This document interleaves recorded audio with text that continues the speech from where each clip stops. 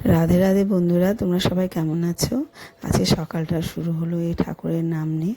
দেখো আমার সব ঠাকুর ঘরে কাজ করা হয়ে গেছে। তো যাই হোক, তোমাদের মন্দিরটা দর্শন করালাম।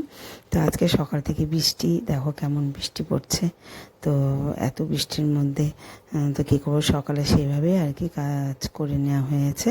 তো এখন বৃষ্টির মধ্যে এখন কী করবো, তা আমরা একটু পুজো টুজো করে টরে এসে তারপর একটু খিচুড়ি করে নেব।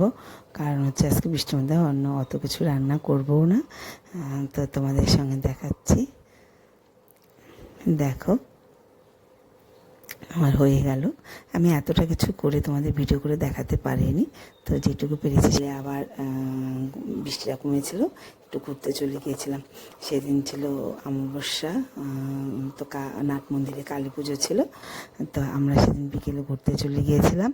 এই দেখো আমরা নাট মন্দিরে, এটা নাট মন্দিরে পঞ্চতত্ত্ব দর্শন করো। এখানে আসলে শান্তি লাগে, সত্যি খুব ভালো লাগে মন্দিরে আসলে। তো আজকে অমাবস্যা, কালী পূজার দিন, ফলহারিণী কালী পুজো। তা আমি বললাম যে আজকে একটু ঠাকুরের ওখানে দর্শন করে আসি। এই যে তোমার ওখানে দেখো, ওখানে পুজো হবে, ওখানে সব প্যান্ডেল ট্যান্ডেল হয়েছে।